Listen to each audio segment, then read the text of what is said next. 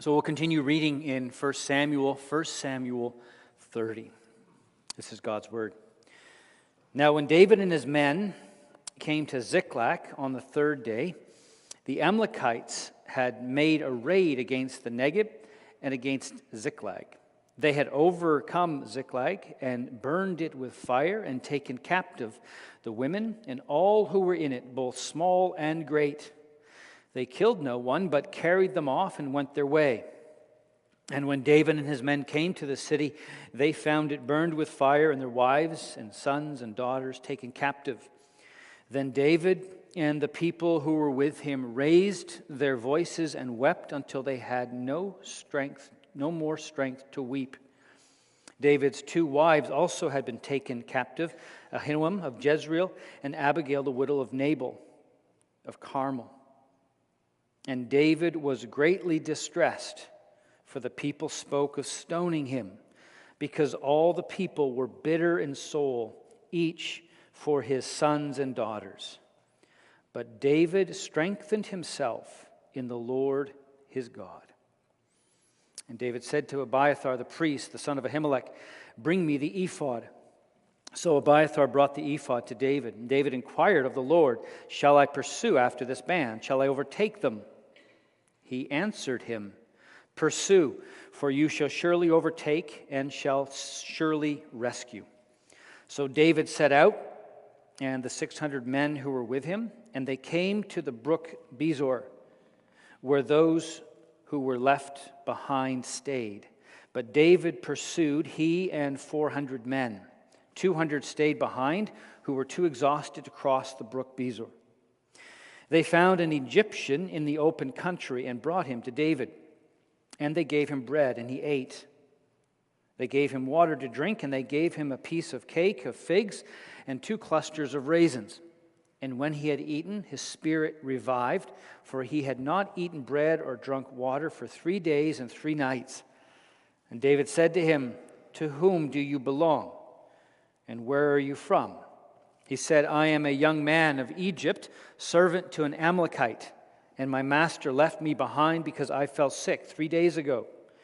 We made a raid against the Negeb of the Cherethites, and against that which belongs to Judah, and against the Negeb of Caleb, and we burned Ziklag with fire." And David said to him, "Will you take me down to this band?" And he said, "Swear to me by God that you will not kill me or deliver me into the hands of my master, and I will take you down to this band." And when he had taken them down, behold, they were spread abroad over the whole land, all the land, eating and drinking and dancing, because of all the great spoil they had taken from the land of the Philistines and from the land of Judah.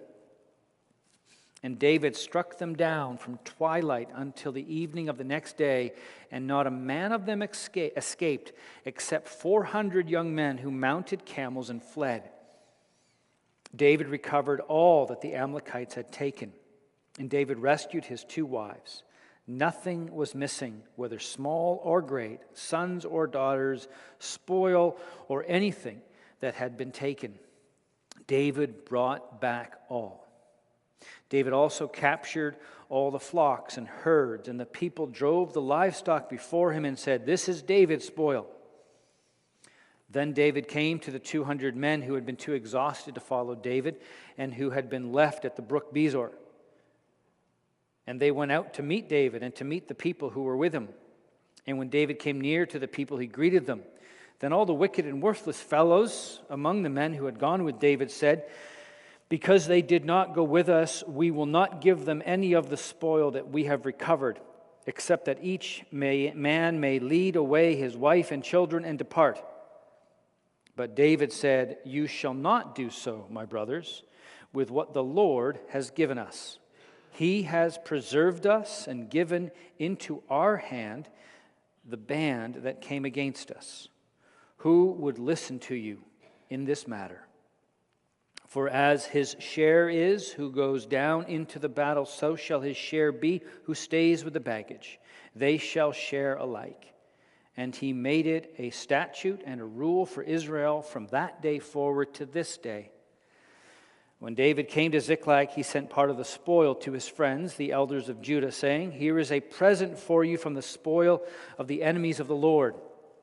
It was those in Bethel, in Ramoth of the Negev, in Jatir, in Aroer, in Sifmoth, in Estemoa, in Rakal, in the cities of the Jerahmeelites, in the cities of the Kenites, and in Hormah, in Borashan, and Atach, in Hebron, for all the places where David and his men had roamed. This is God's word. May God bless it to us.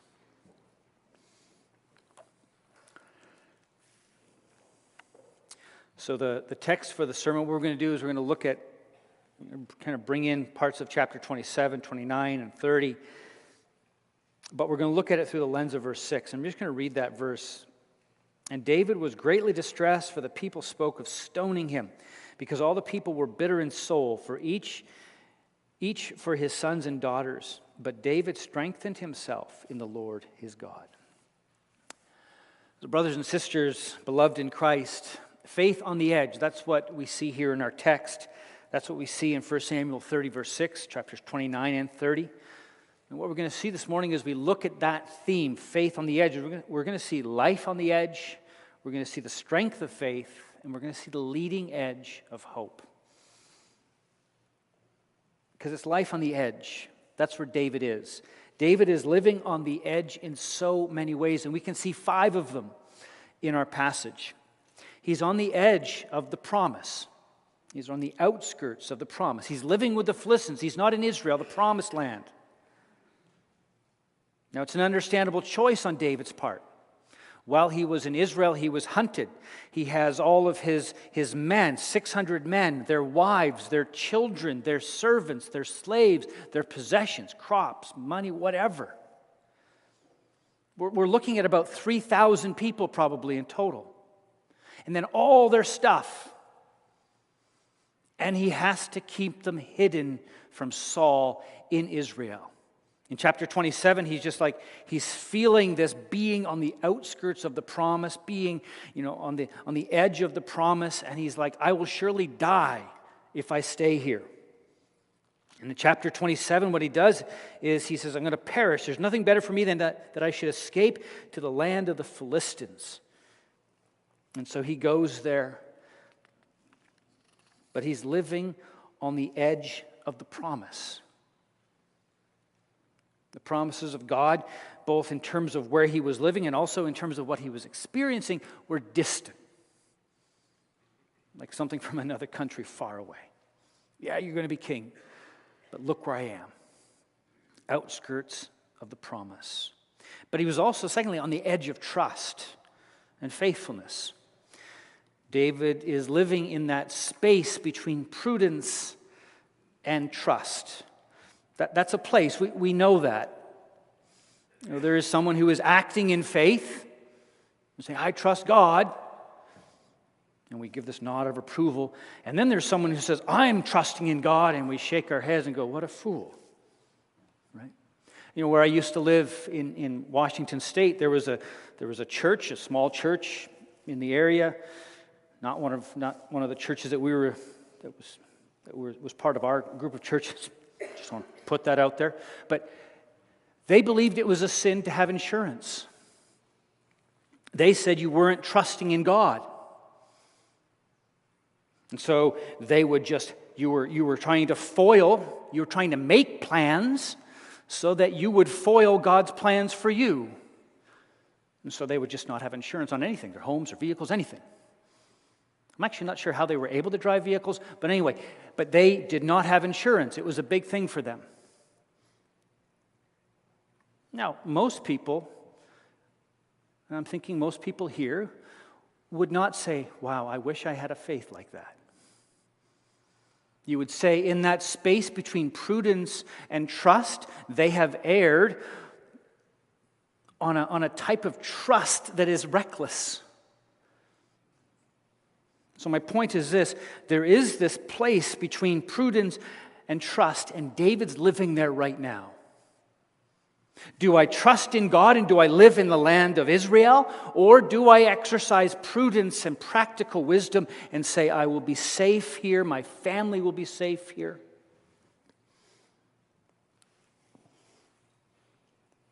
You know, it's interesting, the author of 1 Samuel does not judge David for doing this.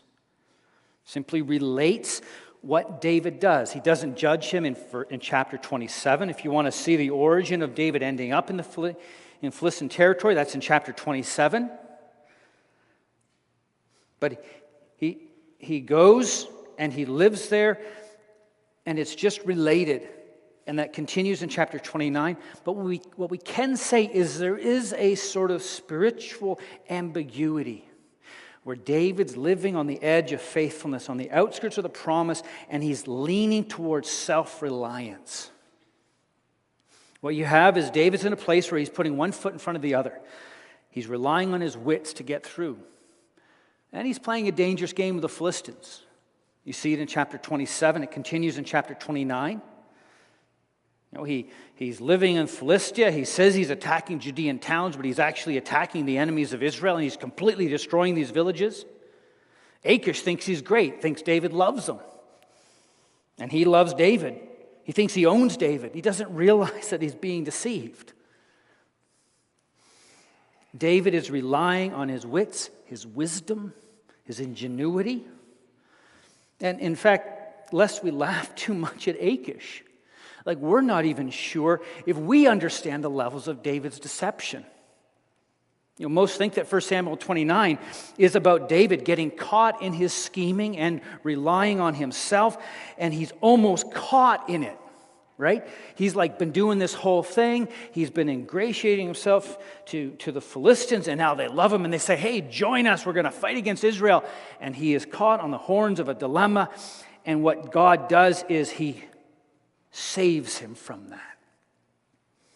David was put in a situation where he was either going to have to fight with the enemies of God, the Philistines, against God's covenant people, or have to reveal that he's not willing to do that in the midst of thousands and thousands of Philistine soldiers. And that's very possible. But commentators have pointed out, they have argued, that David's scheming and deception may have actually involved being a trusted part of the Philistine army and operating as what they call a fifth column in the battle. So what the Philistine rulers were worried about in chapter 29, that he'll turn against us, that was David's plan all along. That he wanted to be in the battle, and he had put himself in a place where he could actually be in the middle of the Philistine army as they're fighting against Israel, and that he could then turn against the Philistines.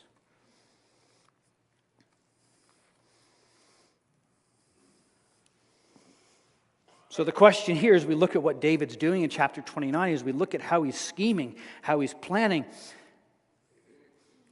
the question at the end of chapter 29 is kind of out there. Did God just save David?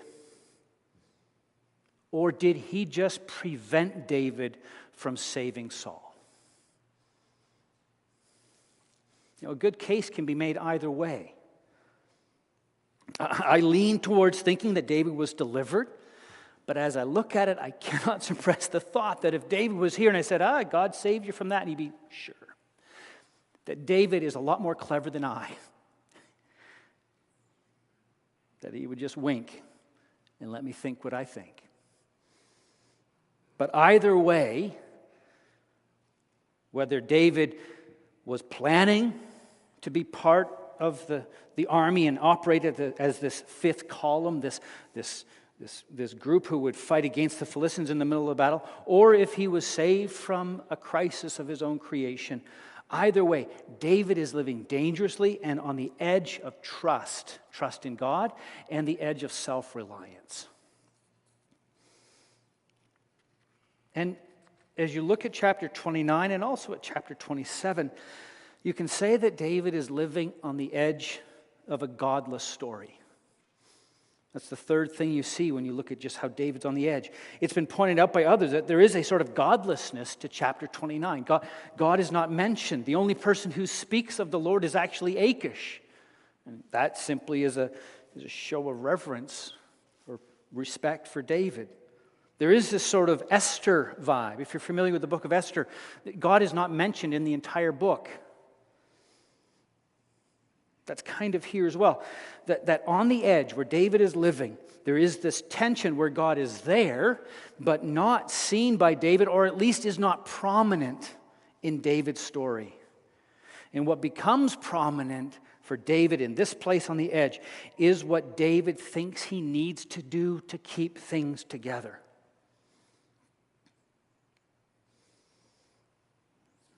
And the fourth thing that you can see in terms of David being on the edge is he is on the edge of undone. Because after all of this in chapter 27, all of this in chapter 29, Ziklag happens. The worst possible thing. Everything falls apart, and David is pushed to the edge of undone. Ziklag is the city that was given to him by Achish. It's in Philistia, Gath. It's in the south of their territory, southern part of Israel as well. It's given to him by Achish, and it is destroyed, burned with fire, and their wives and their children, and everything is taken. In 1 Samuel 30, verse 4, it says that they raised their voices and wept till they had no more strength to weep. That's something to get your mind around. What happened to them? I don't know if it's possible to conceptualize that. It would be like if you took all of the churches in our area, in the surrounding churches here, and the Canadian Reformed churches that we're part of, Redemption Church, Blessings, Mercy, Rehoboth, Ebenezer, Toronto, Ottawa. It's about 2,500 people. That 600 of the men would have gone out and then come back, and every single person connected to them was gone. That you would weep, that you would cry out to heaven till you had no more strength.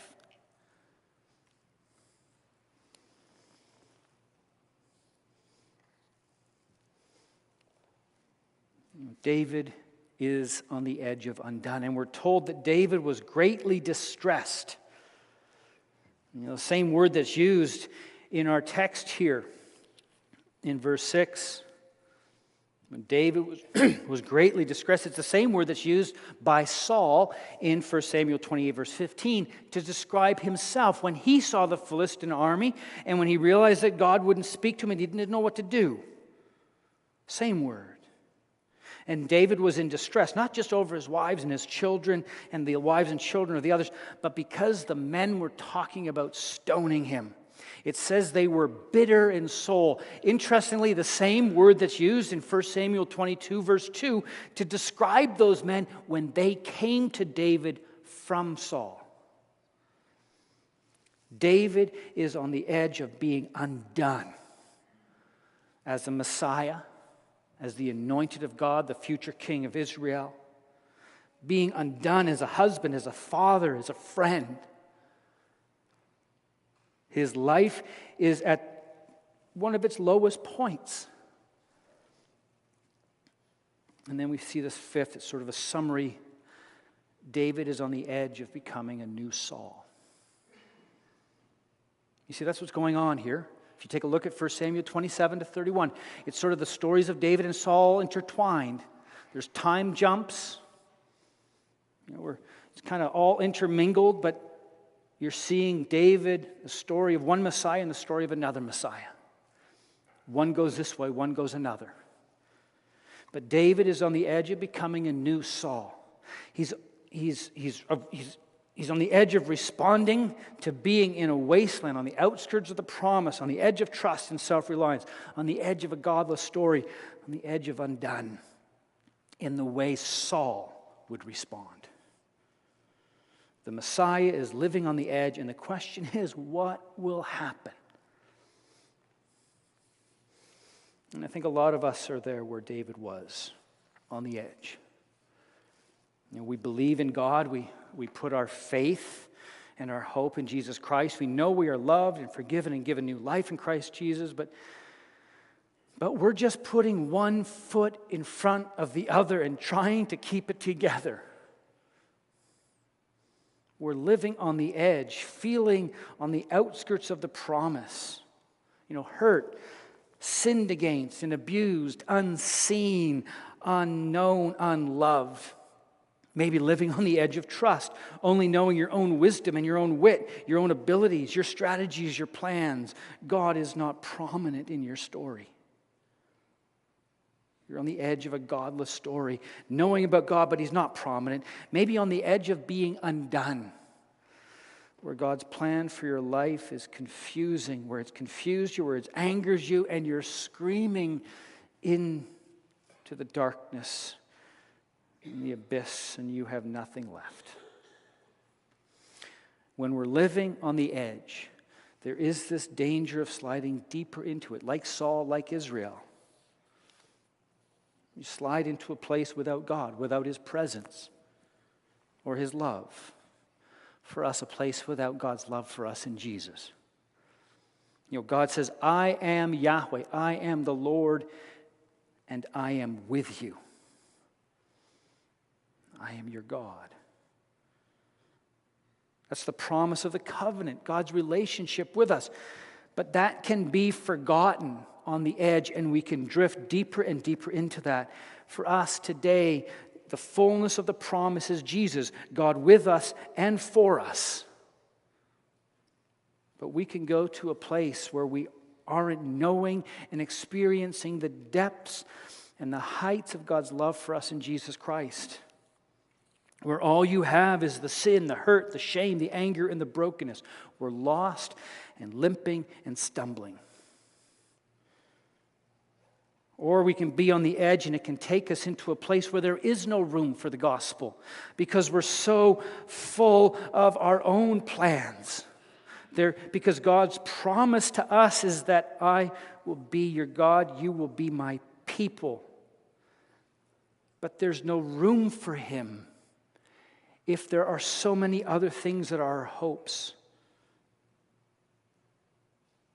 We can have that ourselves. We go to a place where there is no room for Jesus because we've crowded Him out with all our plans and all our self-reliance.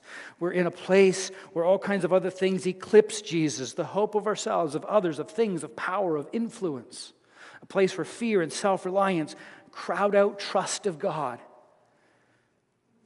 and God's will for us in His story. And when you're on the edge like David is, it can lead you into a place where you think God could never go or get to. Where the words, I will never leave you or forsake you, aren't heard. A place where Jesus can't come. A place where you're so far gone, sinned so much, burdened by so much shame and guilt, so discouraged and undone that you are beyond hope and saving and you don't even want to try. That's the edge. That's where David was living on the edge. And the edge is a place where Satan is waiting.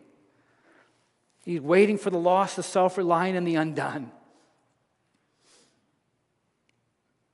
But it's also a place where Jesus walks, finding the lost, binding up the wounded, and leading them from wherever they have gotten themselves.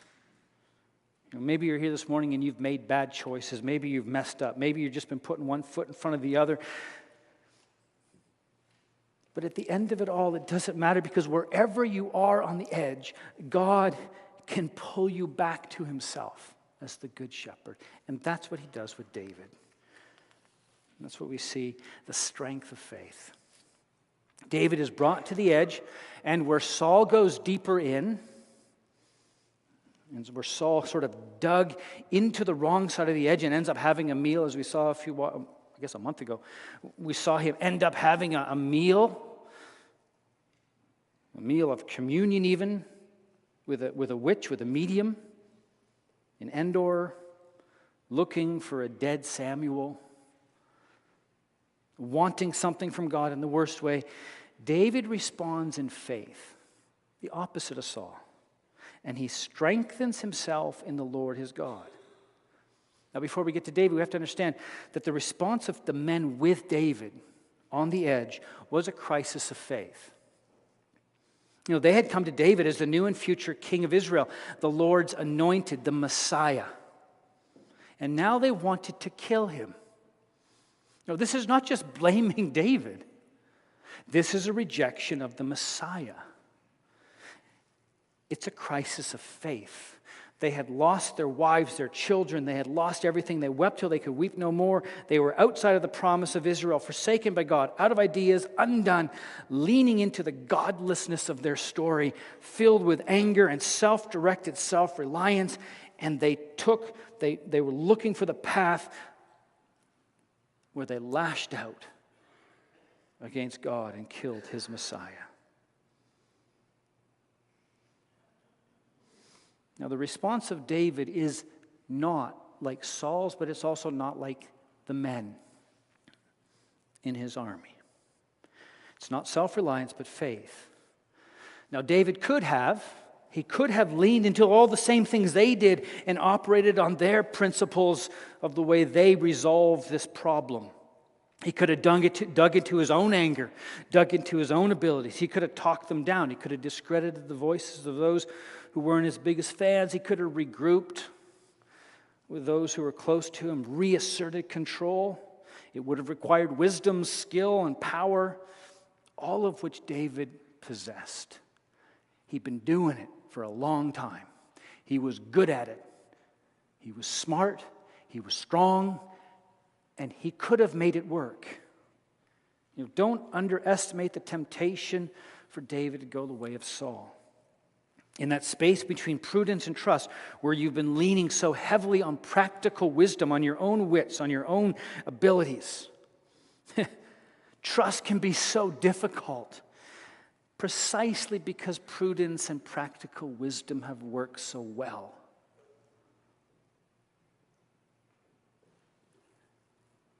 If you're here today and you've been making it work, and it's actually worked well, when things fall apart, it is easy to go further down that path. I just need to do a better job of what I've already been doing. And the response of others, and even the response of your own soul, can be, you need to act. But you're going to pray right now? You're going to talk to God? And everything going to be all right? No, don't be a fool. You need to do something right now. You can do the praying stuff later. It was a temptation for David, but he doesn't go that way. It says he strengthened himself in the Lord, in Yahweh his God. Now the NIV, some of you may have the NIV translation on your phones or devices or in paper. But the NIV has David found strength in the Lord his God. But that translation kind of misses something. The text doesn't just say that he found strength in the Lord his God, like it was something that the Lord gave him, but it says something about how he found strength in the Lord his God. He strengthened himself in the Lord his God. That means that there was something that he thought, said, or did that God used to give him strength in the Lord himself. That there's a path that David took in strengthening himself. That yes, ultimately, God gave him strength. He found strength in God, but God used means to do that. When we ask the question of what means did God use, we actually can see something similar. If you've got a Bible with you, and turn to 1 Samuel 23. We see a similar thing happen in 1 Samuel 23, 15 to 18. One of my favorite passages in Scripture. David's on the run. It's early on in his run from Saul. And it says that Jonathan, verse 16, Jonathan, Saul's son, rose and went to David at Horish. And it says, and strengthened his hand in God. Like, that's a friend. He sees a friend who is suffering, who is distressed, and he goes to him and he helps him find strength in God. He strengthens his hand in God. And how does Jonathan do that? Well, if you keep reading, you'll see. And he said to him, "Do not fear, for the hand of Saul my father shall not find you. You shall be king over Israel, and I shall be next to you. Saul my father also knows this." And the two of them made a covenant before the Lord. And David remained at Horish, and Jonathan went home. But you see what he does? He exercises his prophetic role. Speaking God's will. Speaking the promises of God. He reminds David, this is what God promised to you, and I believe it. I know God's promises are faithful and true. And he even confirms it by a covenant. And if you go a couple pages back, that covenant was likely a renewal of what was said in 20 verse 13. That's where David is worried about what Saul's going to do, and Jonathan's going to talk to his dad, Saul, about it. And he says there, second half of verse 13, "May the Lord be with you." So he's anticipating the future. "May the Lord be with you as he has been with my father. If I am still alive, show me the steadfast love of the Lord, that I may not die. And do not cut off your steadfast love from my house forever, when the Lord cuts off every one of the enemies of David from the face of the earth." And Jonathan made a covenant with the house of David. Right.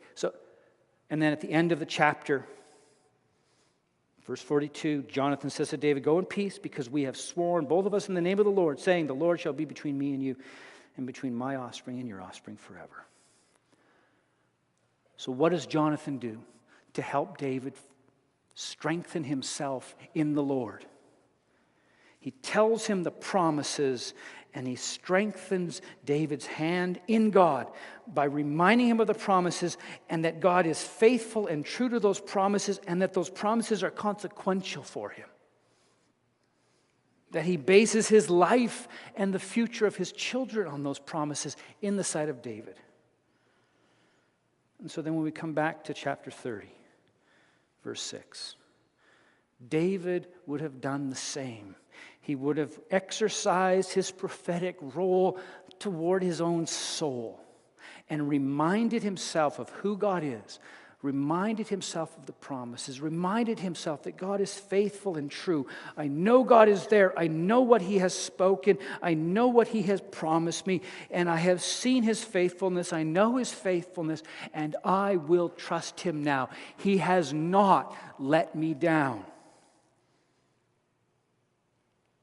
He would sing to his soul. You read through David's Psalms and think of those Psalms not just as singing to the people of Israel, but singing to his own soul, reminding himself of who God is and rejoicing in the promises of God.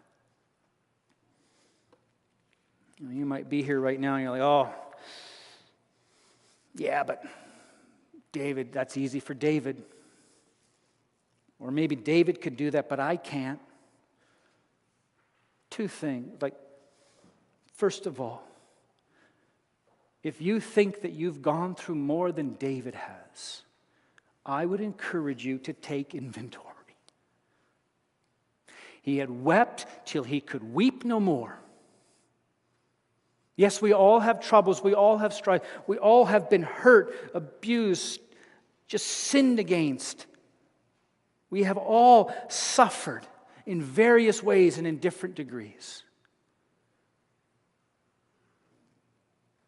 But David did as well. Do not think that it was easy for him. Do not think that you have somehow suffered more, that this avenue is not there for you.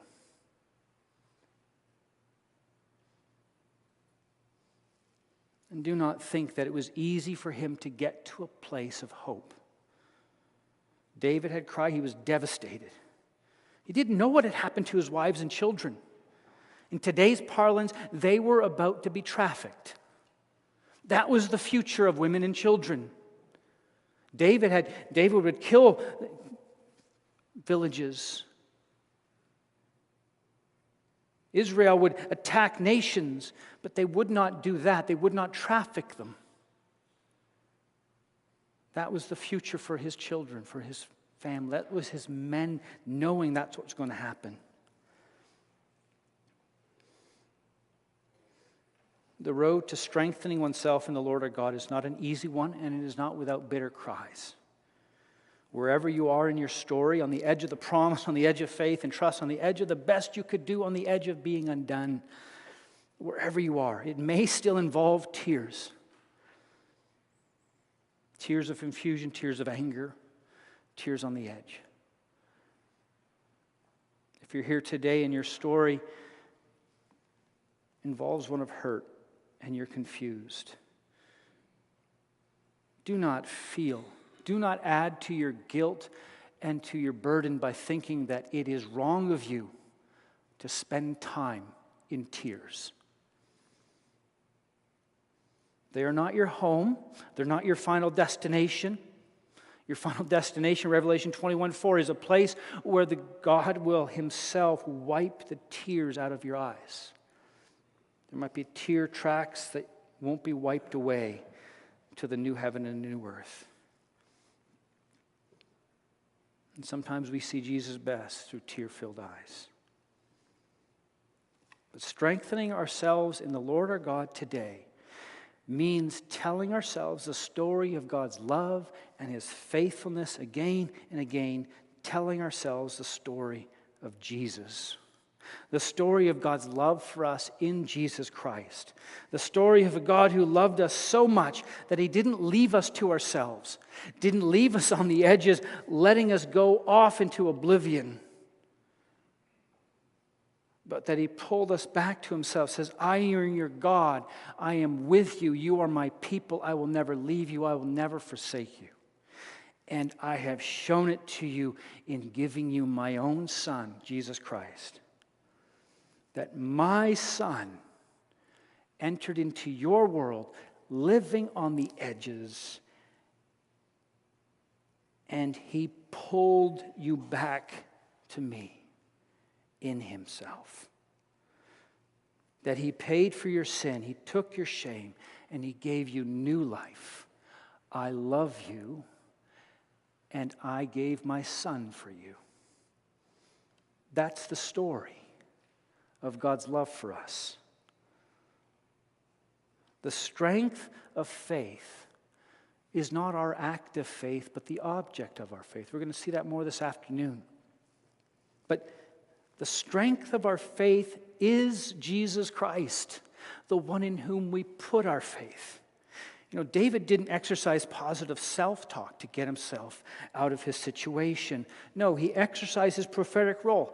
He spoke the promises of God. We do the same. We speak the promises to our soul. He is my God and he is with me. I am his beloved and he will never leave me and forsake me. I know I am loved in Jesus Christ. I don't understand what's going on, but I know who he is and I know what he's done. And the strength of faith points us to Jesus, not to ourselves. He is our strength. He is our rock, our foundation. With Jesus, connected to him by faith, God brings us to a new place, to a place with Jesus, where we are found, known, seen, and loved, and healed. To a place that's filled with Jesus, where all other hopes and fears and angers give way to someone bigger, better, and brighter, Jesus Christ, the crucified and risen Lord. Fear is crowded out by faith, and we experience a type of invincibility. Maybe you're here today and you've experienced that, where you have this knowledge that nothing can separate you from God's love. Romans 8:31-39. Not an invincibility that says I can do anything, but an invincibility that says it will be okay because I know I belong to God and I am with him.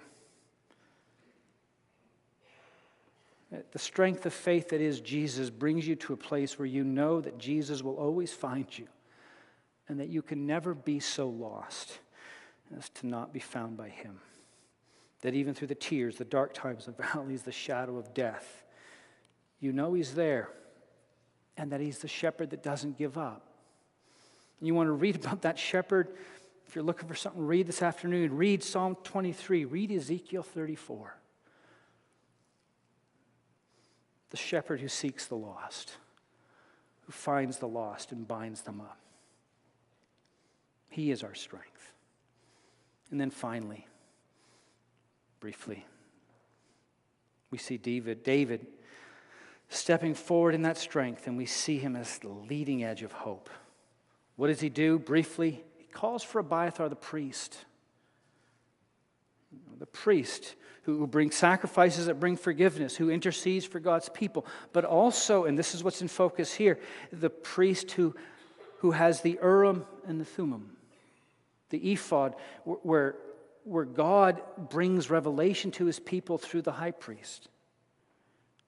David calls Abiathar forward, tells him, bring the ephod, and he asks God, shall I pursue them?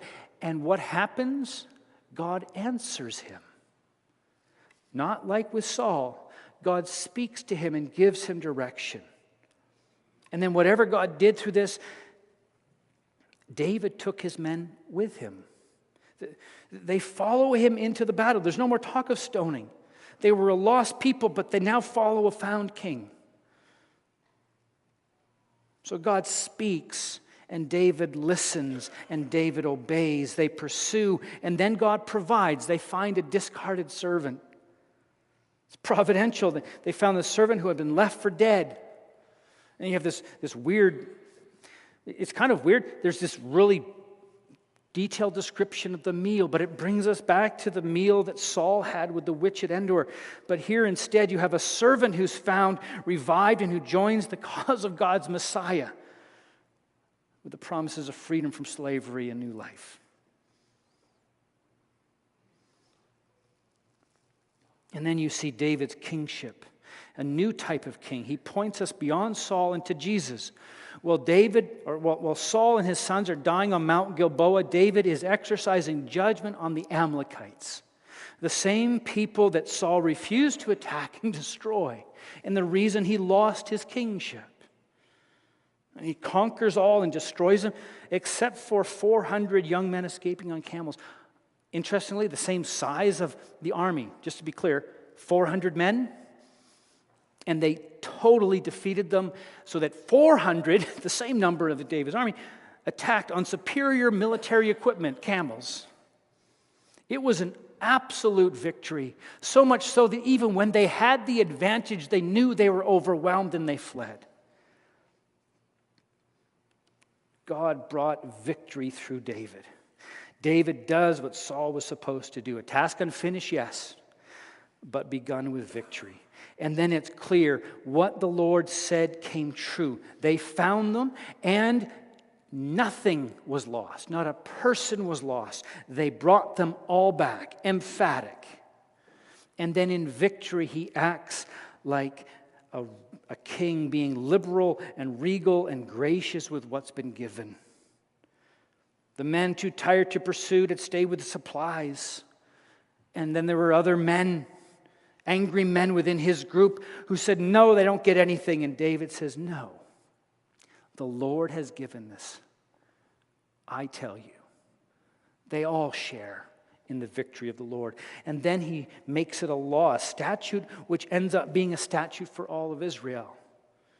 And then he shares the spoil to the leaders, the rulers in Judah, gifts from a new and better king.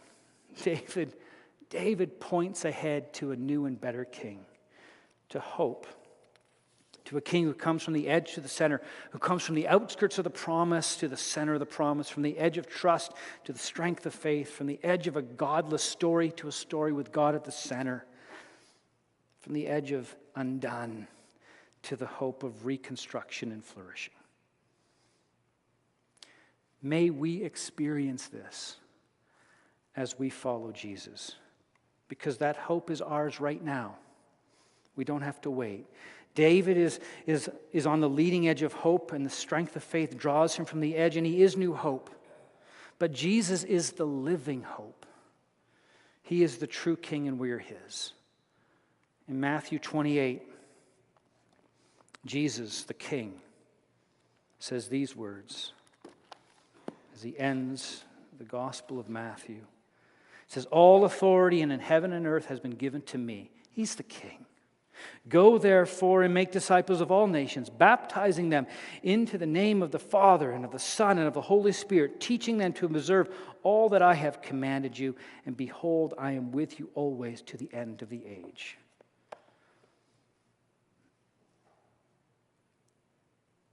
That's the gospel that we have. David, on the leading edge of hope, points us to Jesus, our living hope.